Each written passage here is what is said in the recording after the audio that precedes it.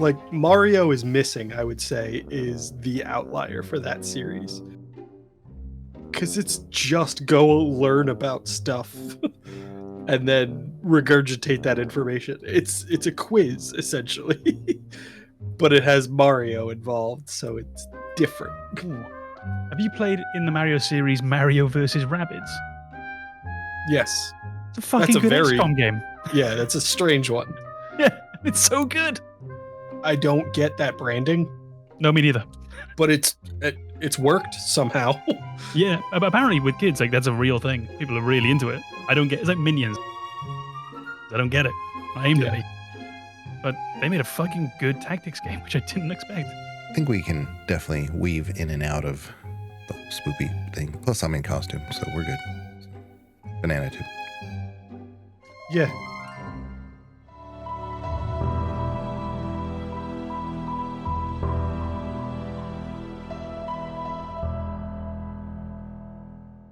Before we begin, the Gamer's Advocate would like to remind you that any episode could contain game spoilers, so watch or listen with discretion. And now your hosts, AMKomnenos, Banana, and Legion.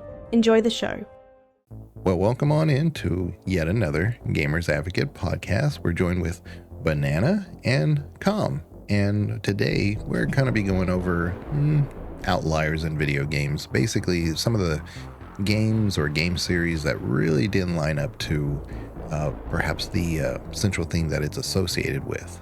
We'll bring up some examples later on, but if you're listening and you've heard maybe some of our podcasts, maybe even got us in your playlist, give it a like if you like it. If you sub to the channel, you can also have the alerts turned on so that you know when we actually go live, because I've been streaming Insanity Mass Effect on level 1 armor. That's been a lot of fun. We have different ideas of fun. Yeah. It was a struggle at first, but now I have the explosive ammo, and it's a game changer. Are we ready to play our game that we do from time to time? I think it's Com's turn. Did you have a game? That's nice. I love games. Yeah. I do have a That's Nice. So for anyone unaware, That's Nice is a semi-regular series we do where one member of the group has to choose a game, and the other members of the group have to say only nice things about it for a few minutes. We try to do 3. Sometimes it's 10, sometimes it's 1. Not a game, but a series of games so that you can really decide where you're going to dive in. Although I would suggest I'm leaning more towards the first part of this series before its foray into ancient Egypt. Can you say something nice, please, about Assassin's Creed? You want me to go first, Banana? Sure. So the nice thing about Assassin's Creed is it really took a lot of historical events and individuals and made them at least interesting enough to play a game about it. And whether they're historically accurate or not is not the question here. At least we know about them, and knowing it, that's half of it. So now we know about this person. Maybe it'll lend somebody to have a little far more interest in that type of subject or that individual later on. Maybe they know that there's a lot of fiction thrown in there, and maybe they on their own want to find out, well, what made this person so significant that we need to really discuss them. It makes the game interesting because of the historical figures involved. There's a lot of mechanics that are pretty unique to that game, and they tried to weave a lot of the whole technical side, kind of like Matrix style, without being the Matrix. So they were able to kind of integrate how one generation is affected by another generation. And so that whole timeline, including, and of course, it obviously can't exclude history from that when that's the theme of the game series. But the whole how one thing impacts another thing has a consequences matter without actually having to make those choices. So it's a really interesting way of juxtaposing the whole choices matter type theme. But anyway, that's my couple minutes. I can add to whatever Banana says if we need to. Well, I can quickly just dive in on those points there. I remember how much fun it was when the first trailer for Assassin's Creed 1 was released, or maybe the second trailer, and they were the first hints of the sci-fi element. I think we had little bits of the Animus loading screens were playing, and there was a wonder, like, oh, what's going on here? Why is there this? And it coincided with a few TV series like Lost, like Heroes, which were quite they lent themselves to online theorizing. So it felt like in this glory days of the internet forum and theorizing, it was a really fun thing to have that hint of the sci-fi in there. And I completely agree with you on the idea of it getting people into a first interest in these subjects. I think Assassin's Creed is one of the finest games for that, in the same way that something like Total War would be, that Civilization would be. Assassin's Creed can really open the door and give someone an interest. So that would be just me following on from you. Does Banana have something nice to say about Assassin's Creed? So I actually really like the Assassin's Creed games overall. I was a huge fan of, the Ezio series surrounding him. And then the fact that they kind of tried new things as they went forward with other games. I think they've moved in a very different direction with, Odyssey and Origins and Valhalla now, and it's not the same gameplay that it was in Assassin's Creed 1 or 2. And I think that's something that I respect, because I think they recognized that that gameplay would get stale, and they couldn't continue to kind of innovate without overhauling certain things, to the point that they actually needed to move to a different system with Origins. So I think in terms of recognizing when it's time to let go of an established element of the franchise, I think Assassin's Creed did pretty well. I think overall the balance between a focus on story and gameplay is really well done in the Assassin's Creed games. There's a lot of things that are just fun to do in gameplay, but there's always a story that's driving everything. And usually it's a very engaging one. Sometimes it might feel a little formulaic, sometimes it might feel a little implausible, but overall it's fun and engaging, I'd say. Um, and one of the things that Legion touched on, the idea of that historical accuracy, or the accuracy of the locations that are being represented. I remember encountering, I believe it's San Gimignano, the town with all of the house towers in one of the Assassin's Creed 2 games. Uh, I studied that. I took architecture history in college. We studied that town, and I remember looking at photographs and paintings of the town, and then seeing it in gameplay and thinking like, one, they did a tremendous amount of research because it looks exactly like the town, and two, it's just fun when you have those little outlier towns, those unique landmarks, to then treat it like a playground. Yeah. Do things that you would never be allowed to do in real life. Like, touching most of those buildings is probably not cool in real life, but the fact that I can climb and jump all over them in the game made it fun. And then it also kind of like re-inspired that curiosity about those locations, to say that like, yeah, now I've seen them from a very different angle than I would in real life, because I wouldn't be allowed to do any of this shit in real life. I'm also kind of curious as to, why this building is so significant. Why there are 14 house towers in this tiny little town. That doesn't make any sense. And you start looking into the actual history, and learning about the kind of weird behavior that people adopted in that time that led to this. I think Assassin's Creed did a lot for me in particular, as far as kind of getting me curious about the real world history and how it was presented in those games. Because I feel like we've talked about the importance of lore, and when your game is set in the real world, there's so much lore to pull from, that you get to kind of choose those things that are inherently interesting and then integrate them into your game, and then people get curious and they start learning things. And I think any game that can inspire a player to go learn things on their own is doing something pretty impressive. Yeah, I'm 100% with you. I was just noting a few things that were follow ups on you, really, which was the architectural history element. That's utterly fascinating. And you're right, they do an amazing job. And whoever is actually working there in their individual, I presume there's a department for it, for historical accuracy, is tremendous. Some of the work that they do on the towns and little details, things like the paving slabs, or the stoning on the ground in the Assassin's Creed Origins, is incredible. If you go and do any study into this period in Egypt, that's what it was, down to these minute details that really don't matter, but they kind of do, if they really want to pull you in. And that combination of letting you have fun with it. And the game that came to mind for me was another game which is very accurate, which is Kingdom Come Deliverance, which is a tremendously accurate game. They do a lot of work. It's not that fun. I enjoyed the game for what it was, but fun is a stretch with that game. You enjoy the I won't say anything bad about that game because it has its lovers, but I feel the same way. who gives a shit? It's just not fun. It's not fun. Yeah, I leave like- that to me. I'll say all the mean things. Yeah, there's plenty of bad things to say. There's plenty about the design, about the way the game was made, which is off. There's plenty about the social media presence of the game, which I am not a fan of at all. But they made a game that was interesting. They made a game that was quite unique, and they made a game that I did enjoy. And I will play the sequel, but it wasn't fun in that way that something like Assassin's Creed is fun. But in the same way, Assassin's Creed doesn't always strike the tone that they managed to strike. They're different games for different purposes.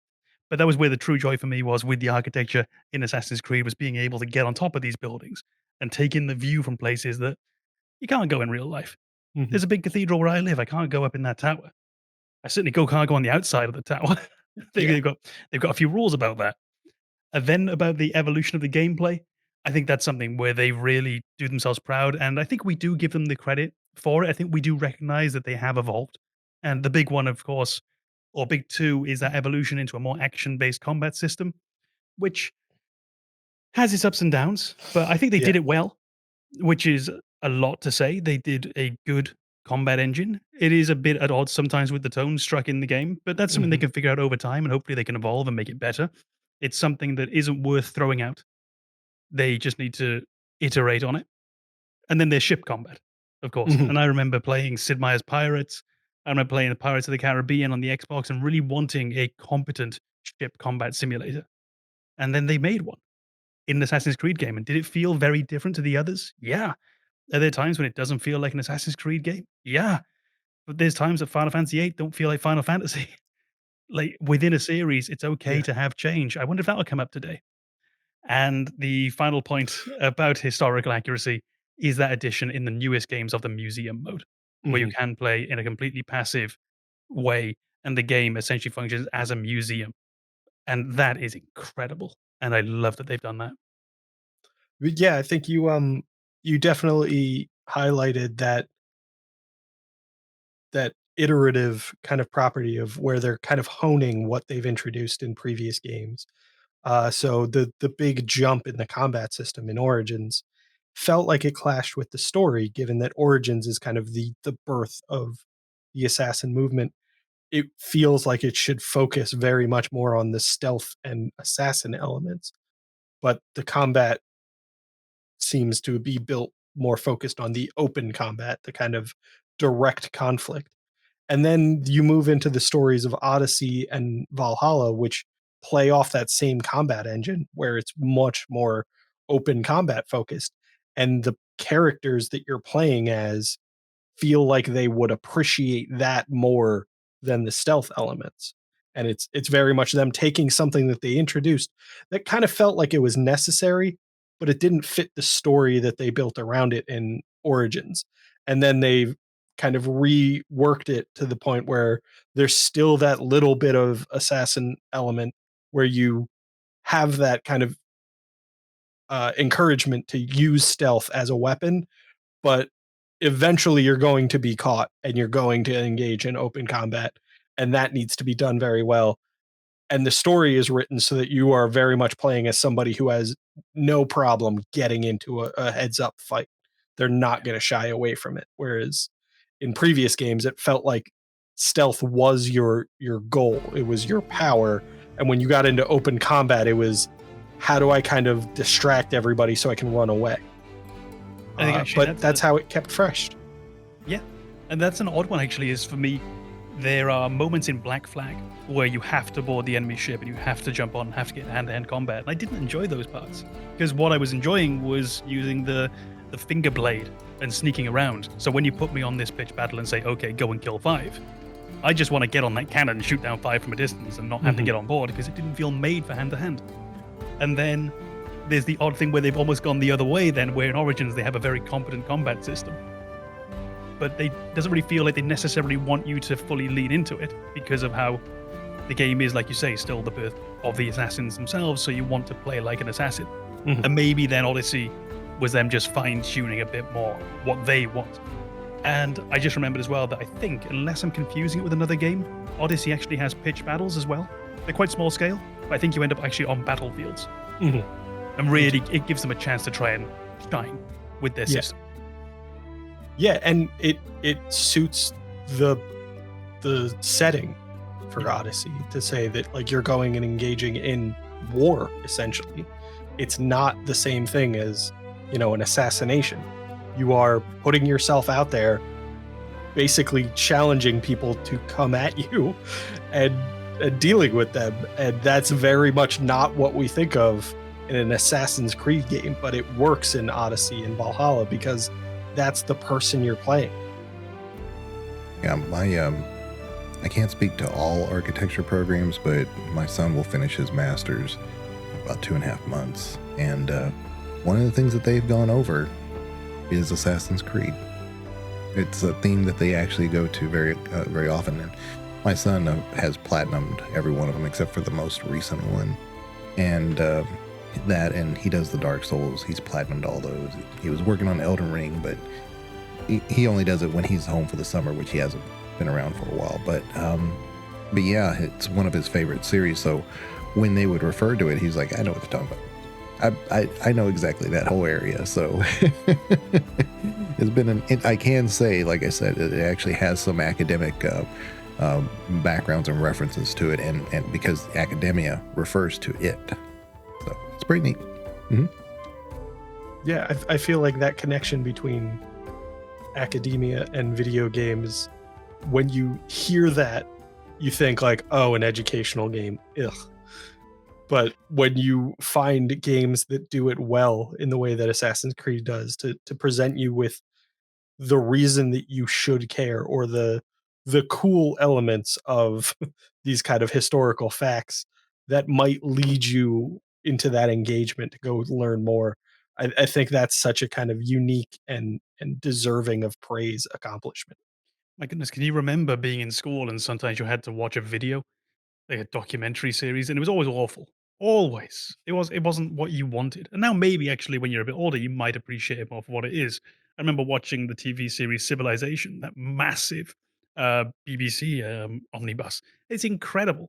But we also watched an episode in school when I was about 12, and I just wanted to leave. I wanted to just play with my pen on the table. I wanted to flick the Bunsen burner dial to try and make that go off, anything to do something else.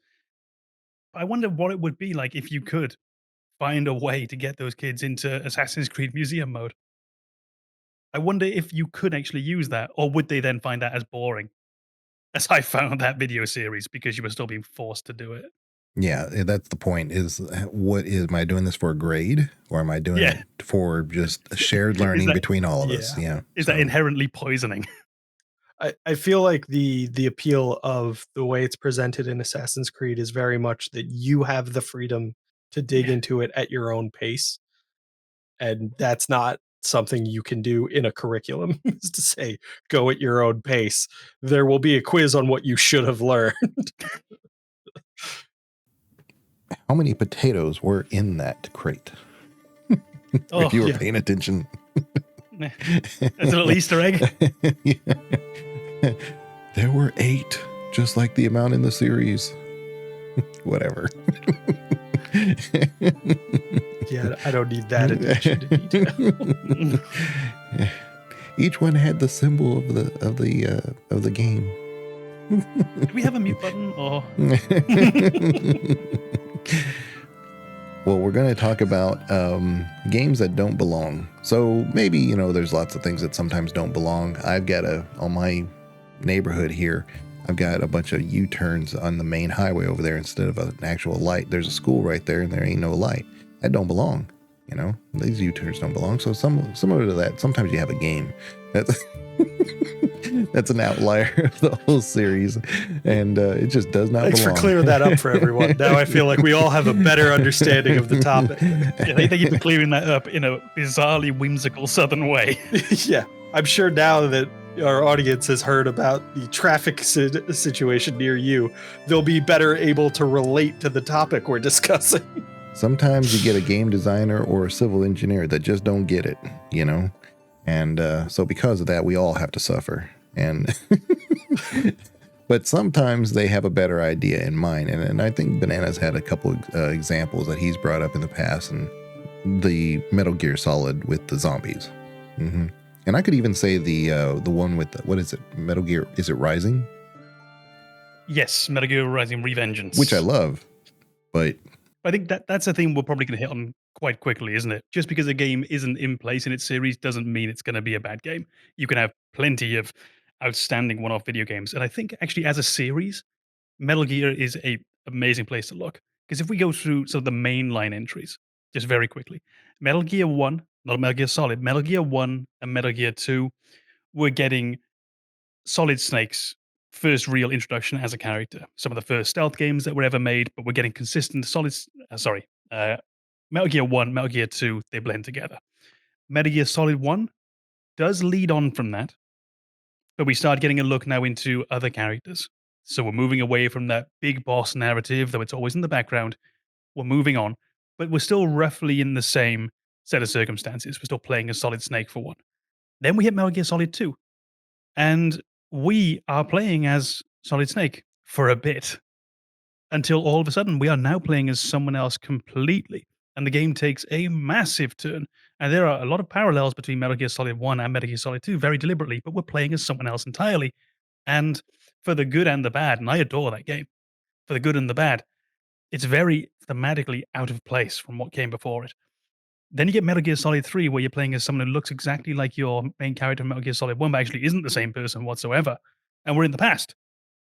Then Metal Gear Solid 4, where you get to play as your main character from Metal Gear Solid 1 again, but now he's 60. Or actually older than that biologically. He's younger, really, but he's older than that because of the accelerated evolution of his cells. Metal Gear Solid 5, then, you're playing as someone who looked like the guy from 3, but they're always doing these bait and switches in Metal Gear Solid, where I think almost every game in the series doesn't feel like it belongs. But there is one that I think really doesn't belong. And I don't know if anyone's heard of it, but it was called Metal Gear Solid Acid. And it was released for the PSP, I believe, in about 2003 or 4. And it's a turn-based tactics card game battler. Yeah, that immediately sounds out of place.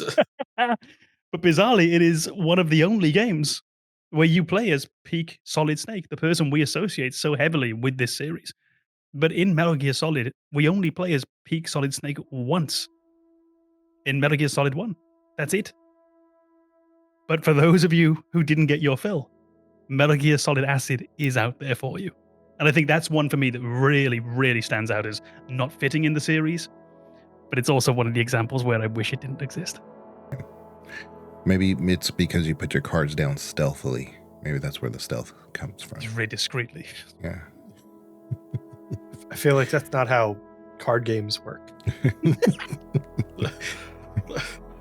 You got to know when to hold them and when to fold them. Banana. Or when to walk away. Know when to crawl away. Know when to get in the cardboard box. So, Banana, move the ignoring conversation along. everything that just happened, I think there are other series that have kind of these outliers that I'd say I'm more familiar with. And for me, the first one that came to mind was Legend of Zelda. And I think a lot of people will look at a game like Hyrule Warriors and say that's an out of place entry in the series. And the spin-off games for Zelda definitely fall into that category. Things like crossbow training, that felt weird. But the big one for me is Zelda 2: Link's Adventure. It feels very out of place in the main Zelda entries. So the original Legend of Zelda, Link to the Past, Ocarina of Time, you think of as like the core Zelda games all kind of have this common element of navigating through dungeons, collecting an item, using that item to solve puzzles, then using that item to fight against a boss. And the way it's presented to you is, even when you make that jump into 3D, it's all very similar. It's kind of, you're given, well, in the first one, you're not even given any guidance, but you're on a quest. You're a hero. Go save people. Do what heroes do. And I'd say graphically, Zelda 1, the original Legend of Zelda, is relatively close to Zelda 2 in the way that you're presented with information, but the gameplay is completely different. The way you engage enemies is different. The way you navigate the world is a little bit different. You're still kind of looking at this top-down map and making your way through, but the information that is shown to you on that world map is not presented in the same way that it was in the first game. So Zelda 2 feels like a very strange game within the Zelda series, but I think this is one of those situations where if you're to look at this game kind of in a vacuum, I still think Zelda 2 is a great game. There's a lot of little issues that I think we wouldn't see if that game were released today. But I feel like if you were to evaluate that with a different title, you might see this as like a beloved game. But because it had Zelda in the name, people were expecting something and they didn't get what they were expecting. So they don't think of it fondly. But I think if you look at the gameplay and the storytelling in Zelda 2, it's a solid game. It's just maybe not a Zelda game. As someone who hasn't played this series, I think I've mentioned before, the only Zelda I've played was Link's Awakening on the Game Boy. And I've played a lot of Breath of the Wild, but I didn't finish it. It wasn't a game that I felt you needed to finish to get the full experience. The world was the experience. Is it a game that now, in hindsight, the fandom appreciates more? I think so. I think that's probably true. I think it's kind of more of a traditional RPG, in the sense that like you kind of choose how you level up as Link in Zelda 2. So you'll boost health or attack or magic, and it kind of influences the way that you play as that character. But it is still that kind of core navigate the world, find useful tools, solve puzzles, save the princess. It's in very general terms, it still hits all of the criteria for a Zelda game, but it's very different gameplay from all of the others. And I think people have kind of come around to the idea that it didn't fit what we were expecting, but it's not as bad as we might have thought. It's not a bad game. It's just, like I said, maybe not a Zelda game. Yeah, the history of making that game is a great lore to itself. I mean, I encourage anybody to find a history of Zelda 2 or something like that, and you'll find some really interesting facts about the game that I think the game director, he had never done a Nintendo title before. And here's the funny thing, we knew The Legend of Zelda, the first one, was very successful. They couldn't keep up with the amount of, chips to make what they needed. And yet 9 months later, they come out with Zelda 2. So you would think that they'd put somebody who knows what they're doing, who knows their what they want to do thematically and things like that. But it just, the vision wasn't connecting, and I think due to time management and stuff, so I don't want to blame it on that. But they just went with a direction, and they went that direction. And I think it actually is a little bit more hit than miss, because there's a lot of games that take a lot of those elements, like what you were saying, where you can put your XP into specific areas, like you said, health or magic or whatever, because you might need more magic in later areas. So you don't want to, spend it all right up front because you don't need it just yet. But as you build your XP, you can put it into those boxes as you're fighting more and more type characters. And so even though the overworld map has a lot of encounters you can avoid, sometimes you want to actually get in there because certain enemies will drop XP more often. Those little bags of XP that you can get, and then you can use them for places. But yeah, the health, Like we could also replace health, magic, stamina. You know, there are games that actually say, do you want to put more into stamina because you're going to, Dark Souls is one of them. You know, you can put more here, you can put more there. So you can balance your way of playing with what your strengths are.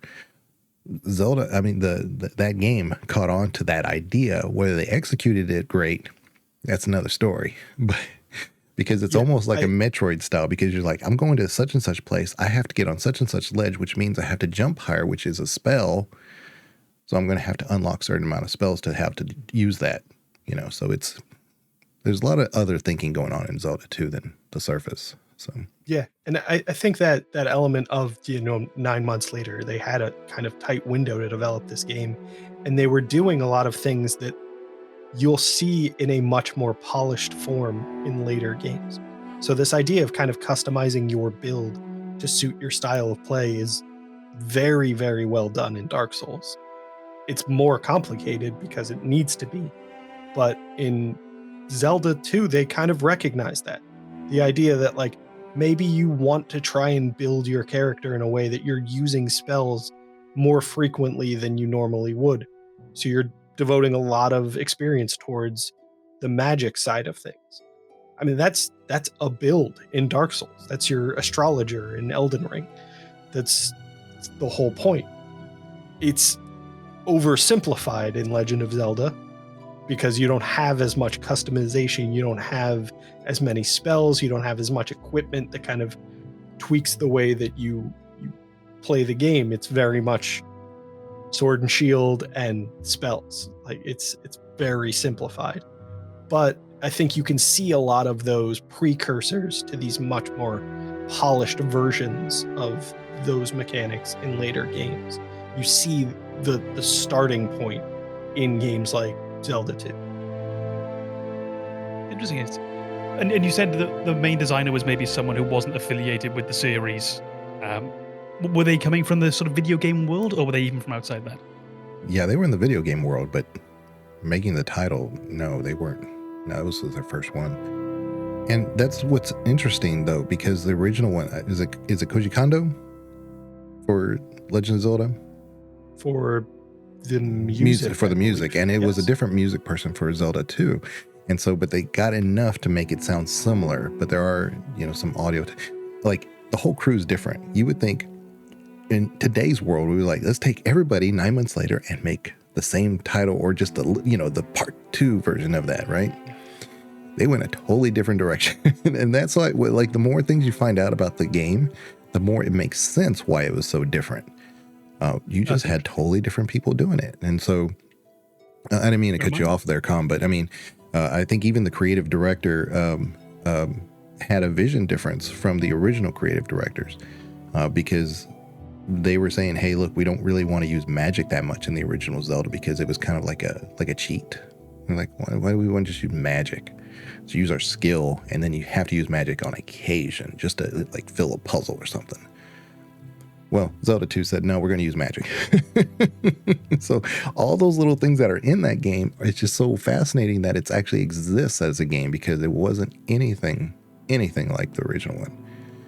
Reminds me of a review I once read for the Beach Boys album Pet Sounds. Now, bear with me. For anyone who knows that album, you probably know some songs off of it. You probably know Wouldn't It Be Nice? You probably know God Only Knows. You might know Sloop John B. It's an album that's very unusual sounding. There's a lot of unusual instrumentation, odd choices. It's very much a studio album, very hard to replicate live, just because of the sheer scale instrumentation that they were using. And I read a review once which said that Pet Sounds sounded like, imagine you had an architect to build a house, but this architect had never seen a house in their life. And you told them roughly what the house was supposed to be. You didn't tell them what materials to use. You just gave them the idea of what it's supposed to be by the end of it. And that's what Pet Sounds was musically. It's recognizably a house, but it's a house you've never seen before. And it's a house that no one else would have made. Is that what Zelda is? Or Zelda 2? It's just this game that could only have existed in that very niche set of circumstances with this designer who wasn't familiar with the game, with this composer who wasn't affiliated with the game before, with this entirely new team, with the time schedule, that it almost dictated the creation of a game that was recognizably Zelda, but wasn't. Every supply store on every border planet has the same 5 ragdolls and the same wood carvings of... What is this, a duck? It's a swan.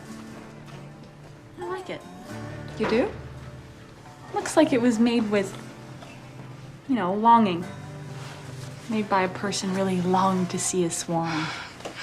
Perhaps because they'd only heard of them by rough description.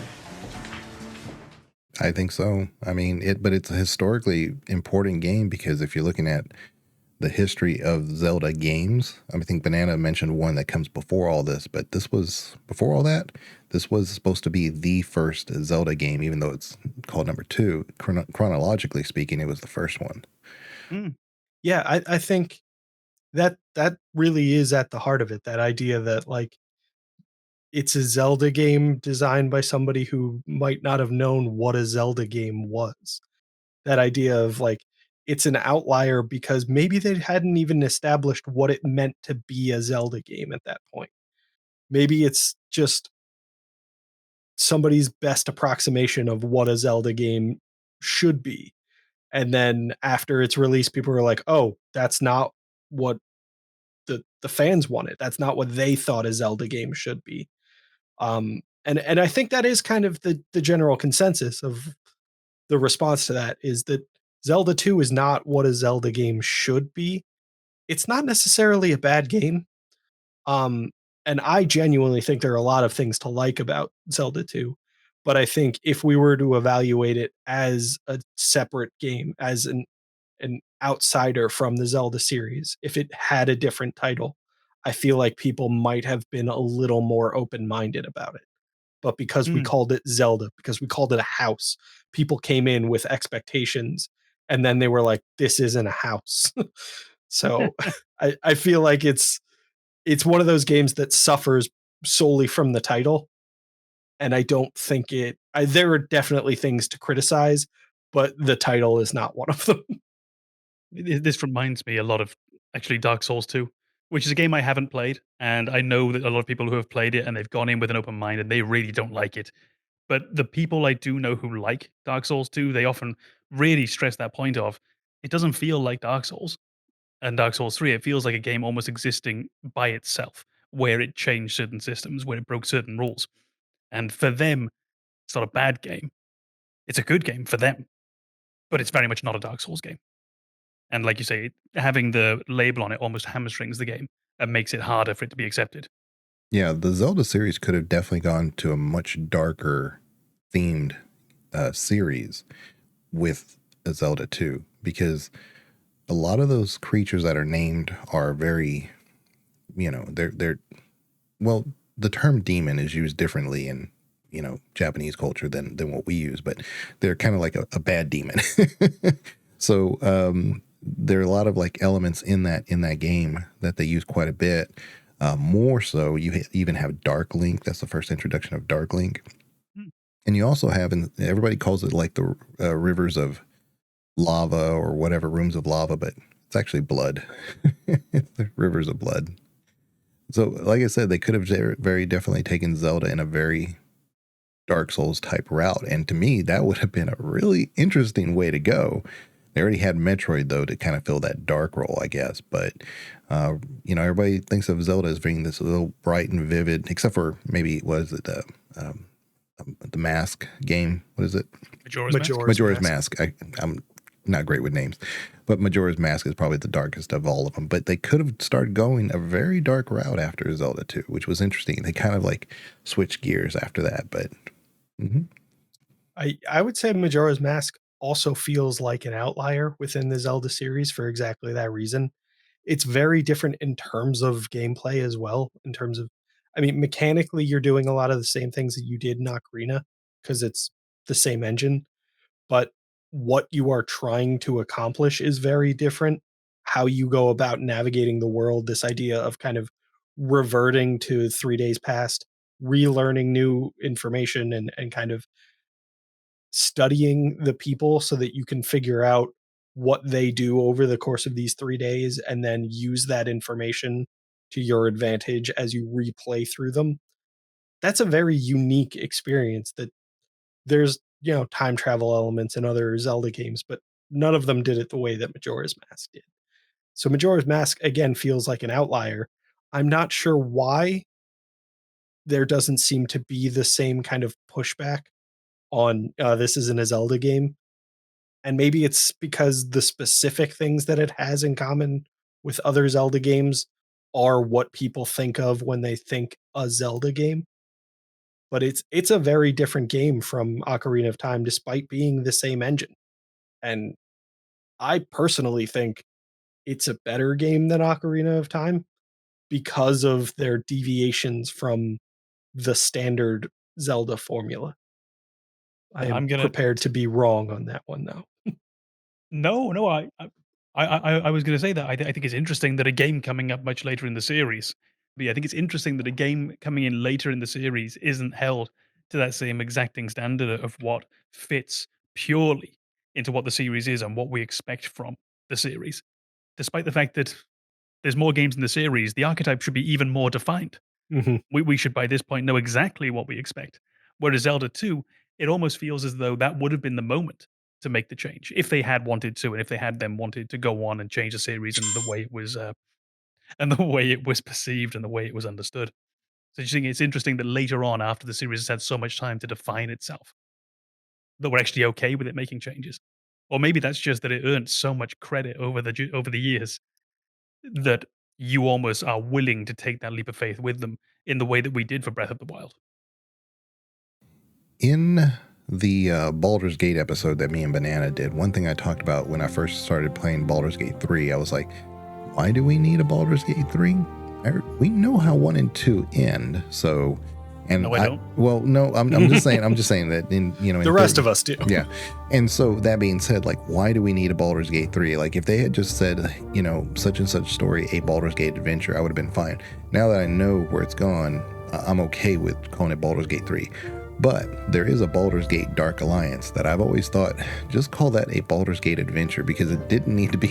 It has nothing to do with the game. It very loose references, and the combat is completely different because it's a console-only based game. That was one I always thought, like, we don't need to call it Baldur's Gate, whatever. So I feel like that is that's one of those things where naming the first one Baldur's Gate, even though most of the game occurs outside of Baldur's Gate, might have been more accurate to just call it like Faerun. And then you get into the second game and none of it happens in Baldur's Gate, but it all happens in Faerun, and then Dark Alliance happens in Faerun. You're fine, Cobb. There were no spoilers. No, you're fine, you pity. But yeah, I definitely think that's one of those things where, like, they came up with a title which happened to be the name of a location in the game, and then they went to the next game and they were like, let's not handcuff ourselves to the city of Baldur's Gate. Let's just use Baldur's Gate as a general term for this world that we've already used. And in that regard, Dark Alliance fits. But again, Dark Alliance is a very different game in terms of gameplay. It is not at all the tactical RPG that Baldur's Gate is. It's very much more the action focused kind of co-op beat 'em up almost. And it's a fun game. I enjoyed it. Again, Legion's right.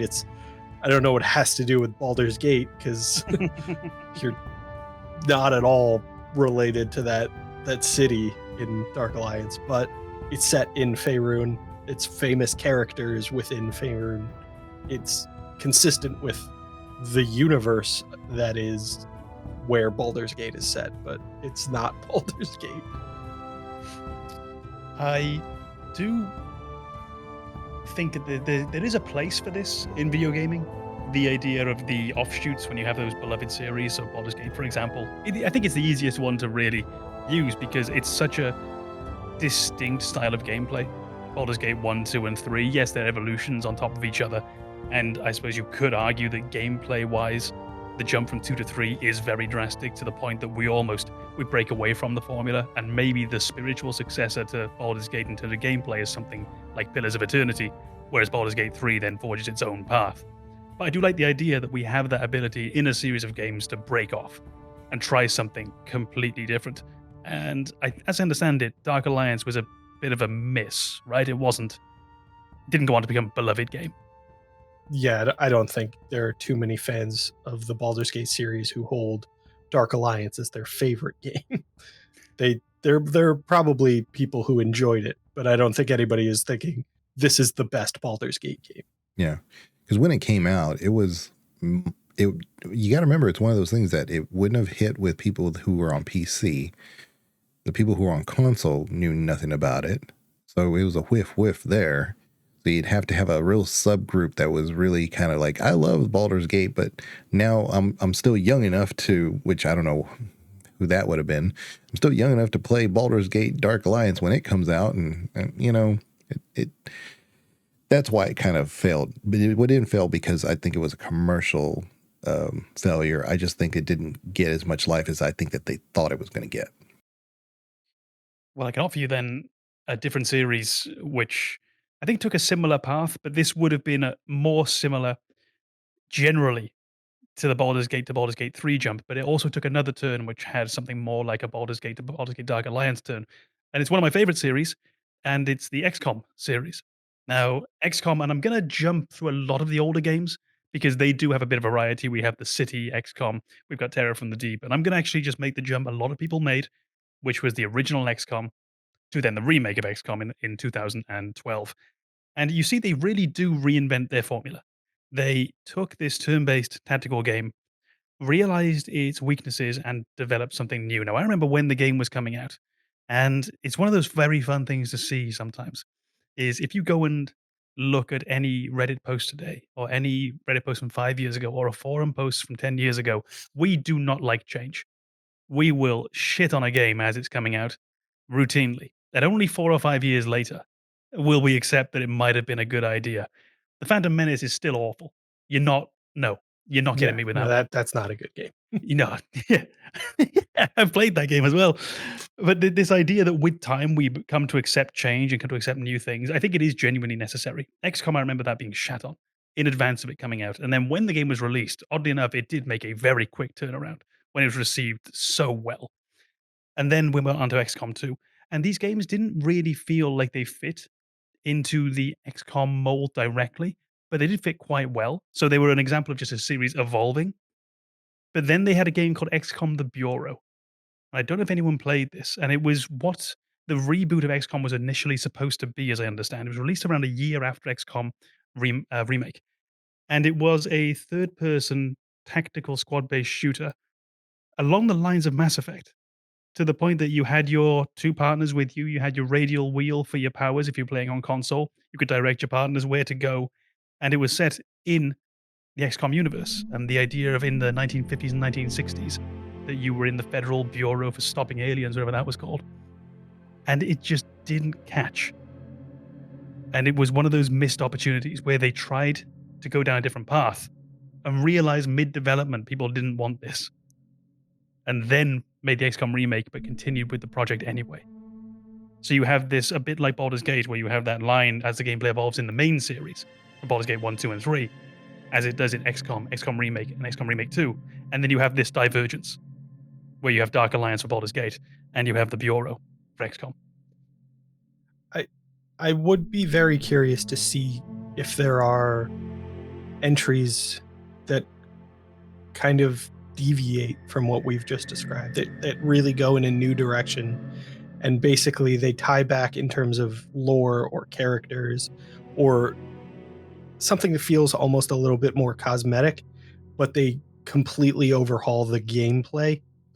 And I think we've seen it in games that are less lore focused. So like things like Mario. I don't know if there's ever a consistent story between one game and the next, but you'll see Mario in tremendous variation across all of the Mario games, to the point where Mario is almost more of just a mascot for whatever they want to associate with him at this point.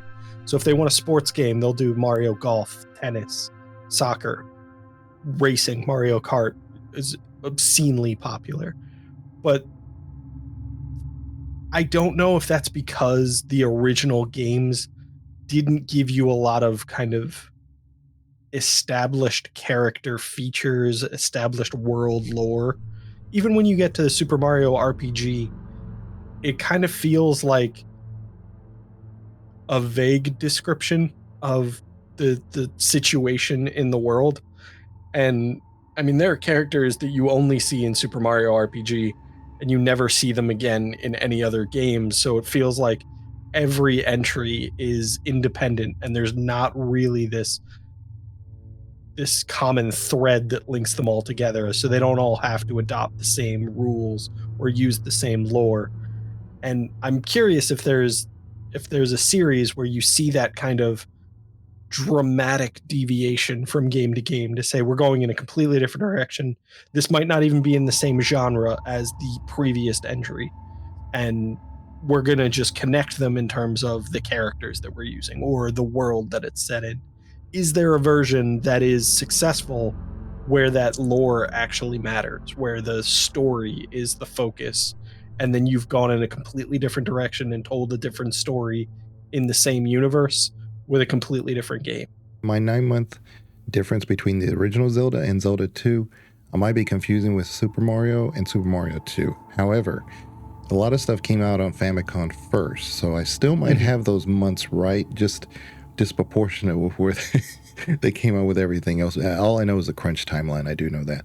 But I know for a fact now that I'm thinking about it that Super Mario and Super Mario 2 was 9 months. And the funny thing about Super Mario 2 is that a lot of those assets like Mario and stuff, they borrowed it before within Nintendo before getting permission from the higher ups to do it. And they were kind of lucky that they had a game to present. It was like, oh, do we have anything? And it was this very different title that came out on the Famicom. And they just kind of like slapped the characters and gave them different attributes for it and called it Super Mario 2. So I think, if I remember correctly, the Japanese release of Super Mario 2 was not a Mario game. It was designed for a festival in Japan that had 4 characters, like 4 mascots. And those were the 4 characters in Super Mario 2. And then I think there was it was a family, like a husband, wife, son and daughter, something like that. Maybe something along those lines. But I think there was a kind of quick decision that was like, let's rebrand this as a Mario game. And I think this was for the American release only. So I think the original game was Doki Doki Panic in Japan with those 4 characters. They reskinned it for an American audience, and now it is Super Mario USA in Japan is the version that we got in the US. Yeah, and some of it was heavily Middle Eastern based. And so like the kid, I think, had a turban. And so that's why you have the mushroom That's why you guy. have Toad. Toad with his hat. Yeah, that wouldn't surprise me at all. There's so many things about those games. Try and re-grab a hold of Banana's intent. So I just want to check that I understood. Nope. In that case, I'm just going to redefine it in my favor. Fair enough. So what we were looking for was a series where the series itself is going to span multiple genres successfully. Is that really just what we're looking for? I mean, yeah, I feel like Mario is kind of a strange example because it has done that, but I don't think there's any kind of common thread beyond the characters. And that's kind of what I'm looking for, is something that there's maybe a story or kind of world lore that brings them together, and navigating different genres while staying true to that feels more challenging than the way it's done in Mario games, which is to say they're all pretty much independent. Mario's usually the hero. That's about the only rule we've established. Well, I think Mario is, in that sense, it's almost like the video game equivalent of an episode of Friends, where nothing really has changed from the start to the end, and everything that happened in between was a fun journey, but nothing really happened. The only one I can think of where it's a successful game series that spans multiple genres, and in this case it contains the same characters, the same field of lore, it's in the same world, is Persona 5. So Persona 5, the mainline game is Persona 5. It's that half school sim or half social sim, half nightmarish crawl through the underworld. Then you have Persona 5 Strikers, which is exactly the same characters, and it's essentially a Dynasty Warriors game. I can't remember the name for that genre of game. but there's a 1 versus 100, if you will, style of gaming where you are massively overpowered, but you have to fight off hordes of enemies, and it's based in the same universe, same characters, and it evolves their story. And there is a third game as well, which is Persona 5 Tactica or Tactics, which is a tactical-based game in the same universe with the same characters. Now, we are seeing quite a lot of similarity between them, but it is a game series that will branch multiple genres with the same characters, and I think they did all of them. Probably the weakest being Tactica. They did all of them well to very well. Yeah, I feel like there are probably fewer entries where you see that tremendous deviation. I can think of a lot of series where you'll see outliers in a specific sense, to say like Final Fantasy VIII is an outlier in that you level up and so do the enemies. That was a thing they only did with 8. It didn't work. They abandoned it when they went to 9. There's probably plenty of examples like that where they have an outlier in a specific mechanic, and the reason it was an outlier is because they learned it didn't work in that entry. But as far as a complete different game, I think there are fewer examples. Yeah, I would absolutely agree. It might be maybe the Resident Evil series stretches across a bunch of lore that's consistent. The gameplay is different from the original games to say like 4. Really, it's starting at 4. But you're in the environment, you're getting all the clues, you're putting them all together, and you're solving the puzzle, basically the spatial arrangement puzzle that's out there in a spooky setting. But they do that differently from game to game, not wildly different, but at least the lore is consistent across that. So that might be one that kind of checks some of those boxes. I think, oddly enough, it's one of those where they check the boxes and then move on because they often don't seem to have been happy with what they did. I think 5 is quite action heavy. I'm thinking of Code Veronica, that one spin-off, that never really got revisited, the on-rail shooter. 6, they didn't revisit. It was only really with 7. And that first person, almost a callback to its roots. It does feel a lot like Resident Evil 2. It does feel a lot like Resident Evil 1, but in that first-person perspective. It wasn't really until then that they found a new niche where they wanted to be. I think between 4, which they were very happy with clearly, and 7, which they were very happy with, 5 and 6 exist as these one-off, bizarre additions to the series. I do feel like as you progress through the games, I would say Resident Evil 1 and 2 feel a lot more like that kind of survival horror puzzle game. And as you progress, it gets more and more focused on the action element. The combat becomes much more the focus. In, I would say, 4, you see it dramatically change there. And then it kind of gradually moves more and more in that direction as you progress. I think it's that kind of gradual progression to say that, like, there were action sequences in 1 and 2, and they became more prominent over time. It feels less harsh and less abrupt as a transition from game to game, because you're still incorporating, there's still puzzle elements in modern Resident Evil games. You haven't completely abandoned anything. You've just shifted focus a little bit. I was just trying to think of other games generally that do evolve within their series and how they do it. And it's actually why I haven't really mentioned Final Fantasy in this, is I think Final Fantasy would fit this very well. But the problem is almost every single entry in that damn series feels like it doesn't belong. They all feel so different, and their coherency is often within their own number. So 13 doesn't feel like other Final Fantasy games, but 13-2 and Lightning Returns definitely feel like they belong in with 13. 7 doesn't really feel like other Final Fantasies, and certainly not the ones that came before it, but it feels consistent then internally with Crisis Core and with Remake and Rebirth and so on and so forth. I think the odd thing about the Final Fantasy series is that it almost feels as though there is no, or there are very few, strong, in concrete ties between the games. Almost the point of that series is to be different, which is why I really didn't bring it up until now, is I feel it's not a series that establishes a set of ground rules and then diverges for one and then returns to what made it great. It feels as though they always want to do something new. Yeah, I would say the core elements of Final Fantasy games are kind of this very general hero journey. And that's really the only common thread. There's a lot of different skins you can put on that. There's a lot of different game mechanics. You can present that in turn-based combat in a much more real-time scenario. In 13 is the combat kind of advanced. 15 and 16 still have that kind of real-time combat system.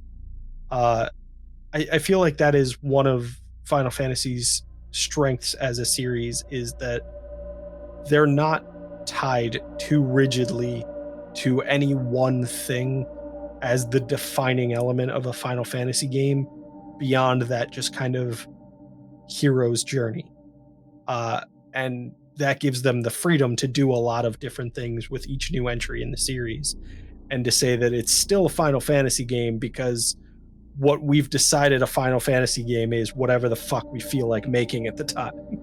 And I wholeheartedly support that idea of just, it's a Final Fantasy game because that's what I put on the box. Now play it. Okay. Oh, 100%. I'll give it a shot. Yeah. And that's what I want. We've talked about before, we want things to innovate and change. I think it's one of the great series for that. But again, I just feel it suffers for this conversation just because of the way that, like you say, that it is always changing. And Final Fantasy is whatever happens to be on the box. And that's really it. So I was looking for a series that I thought changed, and it didn't change its gameplay, but I thought it made an entry in the series that stood out really drastically when it was first announced. I think it was received quite positively, oddly enough. It's one of those exceptions. And now it's become almost a defining part of what that series is. And I think it's the subset of the series with the most sequels. And I'm thinking of Total War and the Warhammer editions. Now, prior to that, I think we have Shogun Total War, Medieval Total War, Rome Total War, Empire Total War, Napoleon Total War, Rome 2 Total War. We're really hanging around in the same areas. Medieval 2, for that matter. And then at some point, they decided to break that mold. And it's still very recognizably a Total War game. It doesn't change to a first-person shooter or anything like that. It is still grand strategy based on this map. But they completely dive into fantasy. I think it's one of those examples of a real success. Because I think now, almost, Warhammer as a name in this context is almost synonymous with Total War. It's very difficult to hear the word Total War and think of Shogun first, or to think of Medieval first. I think almost now that subset, that direction breaking off, has become what defines that video game series for me. I don't even play it that much. I guess for me, real quick one, I mean, the whole Dragon Age series. I mean, very recently, I don't get into arguments. I'm confused sometimes, maybe after a conversation. but I've been told, like, well, no, Dragon Age 1 and 2 and 3, they're basically the same. They play. I'm like, have you played these games? I agree. Yeah, I mean, because I don't know how I can convince somebody if you haven't actually played the game. But I mean, if that's your memory, that's your memory, But I remember even when Dragon Age 2 came out, how violently people hated the gameplay mechanics changing from the tactical side to a more action based, and they said, well, it was more for the console, so it had to be that way, I guess. Whatever the reason was, I'm not concerned with that. But 1 is very different from 2. 2 is very different from 3. And all reports so far, 3 is going to be different from 4. And again, every time a Dragon Age game comes out with these different things, it's been, just told it's going to be horrible. I can't believe that they're changing it. It's not like anything like the first one. Well, yeah, we've been saying that since the second one. To get just onto Dragon Age generally, it suffers from that thing that I mentioned earlier, which is they wanted to do something new, so we collectively shit on it. That is just a thing that we do. And Dragon Age 2, I remember at the time, I really didn't have fun. I was disappointed. I didn't go into it thinking I want to be disappointed because it was the one game I was buying, so I wanted to have fun. And that's almost my defining approach to video gaming is I don't find many games that I play that I dislike because I want to enjoy it. You have to almost work to make me dislike you. And Dragon Age 2, I really didn't have fun. I think I played the first 6, 7, 8 hours, and I can remember in my head finishing a defining moment, and it felt like the story was going to progress. And it felt like I was going to go somewhere new, and then I didn't. And I was still running around the same area. And that felt really odd to me because Dragon Age had given us such a wide array of locales that I wanted more of that. And the combat had turned me off. It did. But then I remember when Dragon Age 3 came out, Inquisition. And I can remember there was mixed reaction online. I think generally leaned towards positive for myself. Maybe it was more the community I was in was a bit more open minded to it. I don't know. But I remember one of the main things that I remember people like really thumbs upping in advance was, well, I don't like this thing. I don't like this thing, but I do like look at the tactical view they're bringing back from the old days. And in Dragon Age 3, that's the one thing I never use because it's Mhm. garbage. It's awful. There's some things that we move on and we leave behind, and it's for the better. There's some things we move on and we leave behind for the worst. And I think that was more of an implementation thing. But this was just one of those little moments where, for me, it showed the joy of doing something new. Was my favorite part of Inquisition was all the new stuff. It was all the stuff we hadn't done before. It was the actiony elements, which I thought actually they really hit well. I thought they found a nice balance between 2 and 1. And that's why for Veilguard, is that what it's called now? Yeah. I think for Veilguard, I'm excited. I'm keeping a cautious optimism. I feel that they've lost a lot of credit with me over the years.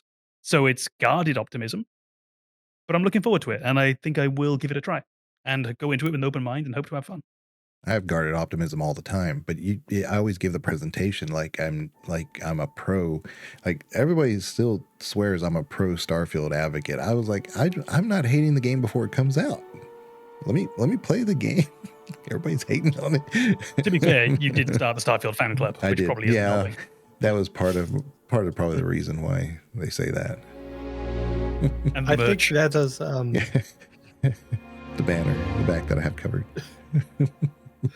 I think that's at its core, like where this conversation comes from is we have these outliers in beloved series, and it feels like the fact that they're outliers means they're not good in the way that the rest of the series is. And I think our discussion has shown that being an outlier in a beloved game series doesn't mean it's a bad game.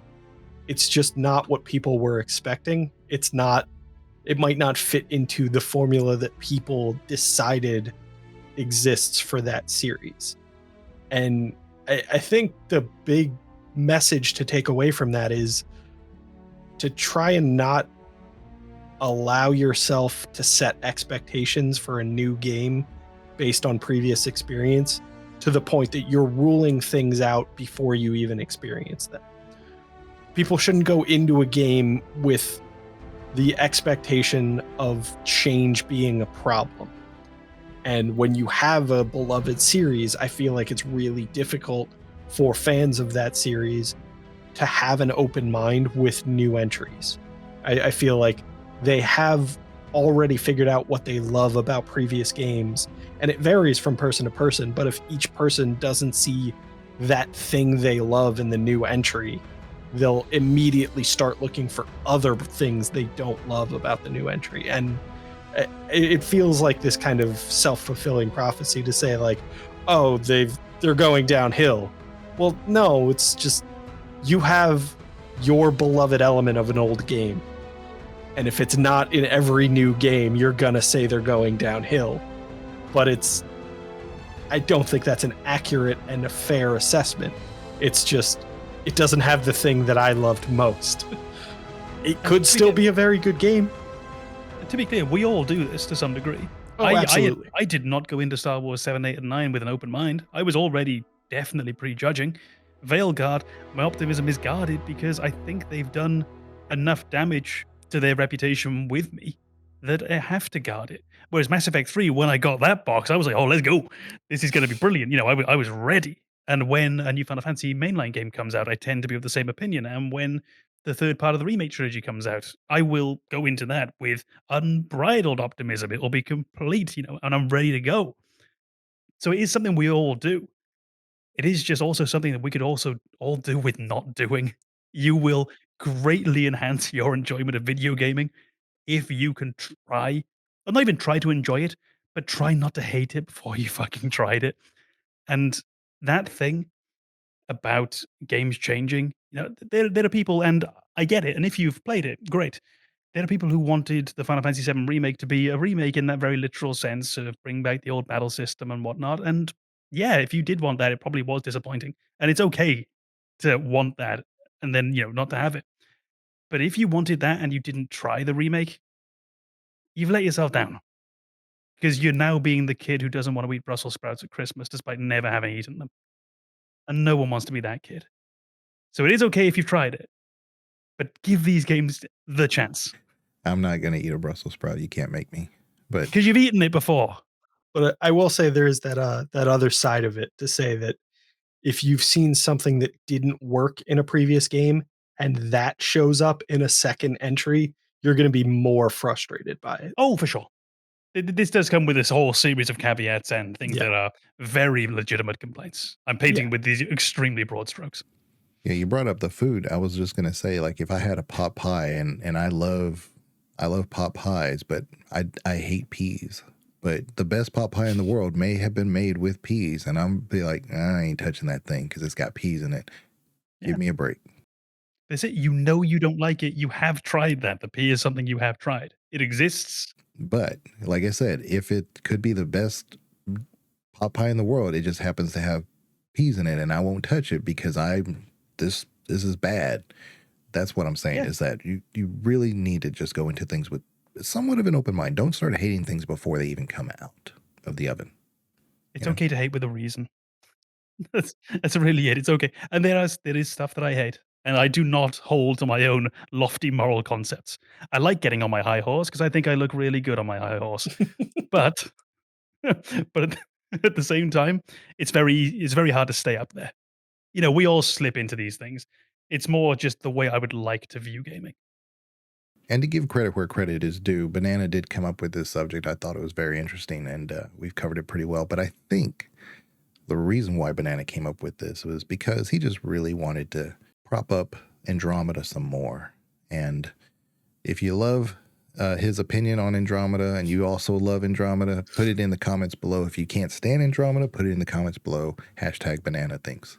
I'm just saying, rolling my eyes doesn't suffice. I'm going to roll my fucking torso. This is Yeah. Can we? It feels a bit like we're bringing ourselves to the end. Can we just say if there is a series that you think they changed their methodology halfway through, and just objectively you think it was a good choice, just something that you think is really a shining example of what you can do when you break from your own formula? If you don't have something, I've got one that I can throw out there so you can have a think. I think we've already covered, I think Zelda from top down to at least being orbital, because I don't like the first person, I prefer orbital in most games anyway, but yeah, going from top down to orbital. I think it's nice to end the podcast on a positive note. But Anna, do you have something where you think like that's a shining example of how we can reboot, how we can change a series, and that really paid off, and it might even have become the way that they just do those games from now on? So I think there are two of them that popped into my head. I don't know that either of them is like the correct decision. I just think it was something they did well. So like Legion was saying, Legend of Zelda, I think the transition from Skyward Sword to Breath of the Wild represented a correction that needed to take place. This idea of trying to apply the same formula they used in 2D Zeldas in the 3D world. They tried to maintain a lot of the same tools, a lot of the same mechanics that were in the 2D Zeldas in 3D. Things like using the bow or the boomerang, and it didn't translate to 3D particularly well. And then when you get to the Breath of the Wild, they introduced a lot of new things that they had never done in a 2D game before. And it's because it's not a 2D game anymore.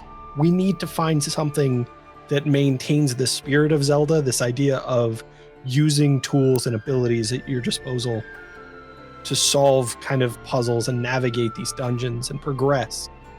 But we need to do it in a way that is better suited to the environment that we're now working with. And I think Breath of the Wild was a terrific example of abandoning what felt like a tradition when it didn't work, is recognizing that like it's just not, you can't force it anymore. We have to find a way to make it work. And sometimes that means changing the things that are familiar. And I think Breath of the Wild did an excellent job with that. I think the other one that came to mind was Assassin's Creed, because we've talked about it recently. The change from that stealth-focused assassin that felt a little bit played out by the time we got to Origins, because they had made so many games. And every game up to that point had plenty to love, with the exception of Rogue. But I feel like they recognized that had run its course, to say that we've probably done everything that we can do with this focus, to say that these are stealth assassination games. Do we really need to keep doing this same style of combat, this same style of mission, to say that you follow this person, you stealth, navigate across rooftops while keeping an eye on them? There's a lot of that. And I've done it all across multiple games. I kind of needed a revamp, an overhaul by the time we got to Origins, and I got it. And it's a very different style of combat.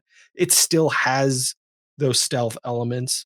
They are just not the core focus anymore. And I think that's kind of the correct way to go about it, is you don't completely cut ties with what is tradition for your game, but you can't rely on the same mechanics over and over and over again. So shifting focus gently seems to be kind of the right way to go about it in my mind.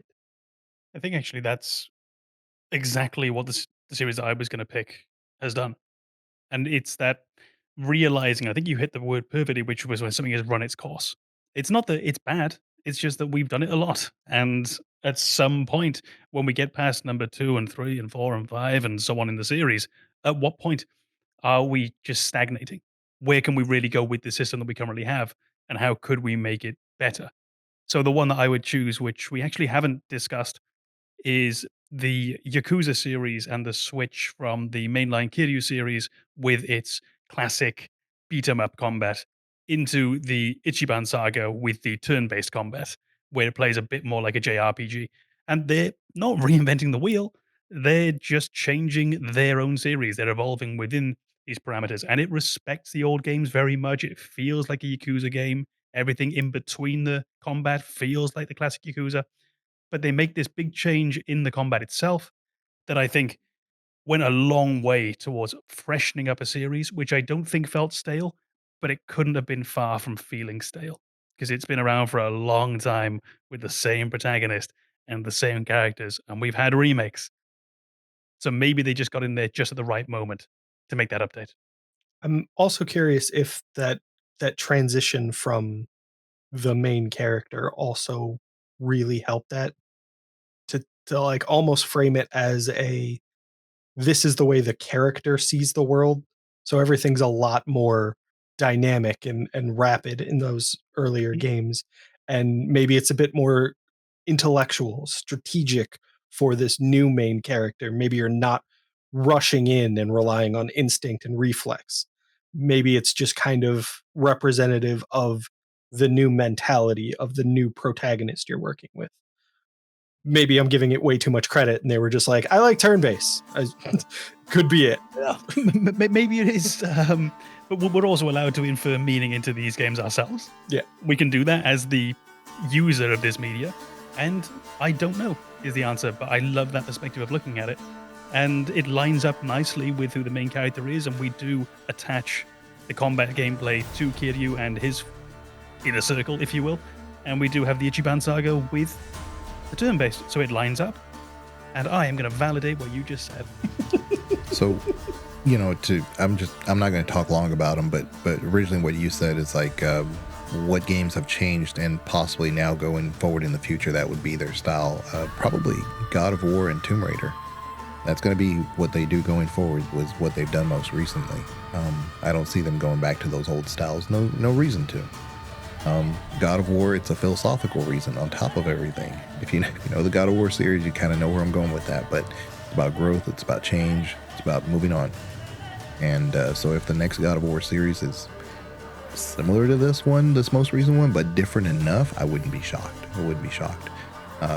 Tomb Raider, on the other hand, yes, that's about growth and stuff, but it was also a prequel to everything that we've seen in the original Tomb Raiders. So I don't know. I mean, I could even very argue and say, well, you know, since she's grown into that character, make it more like the old one. They're not going to do that, though, probably.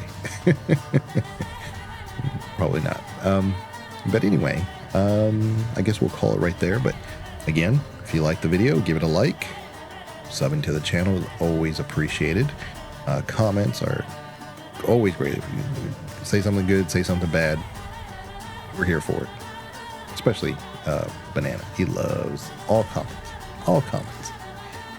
We love the banter, actually. I do appreciate comments. I don't want Legion framing this as me discouraging you from engaging with the channel. I appreciate comments. As do I. So, without further ado, we'll see you guys next time. Take care. Bye-bye.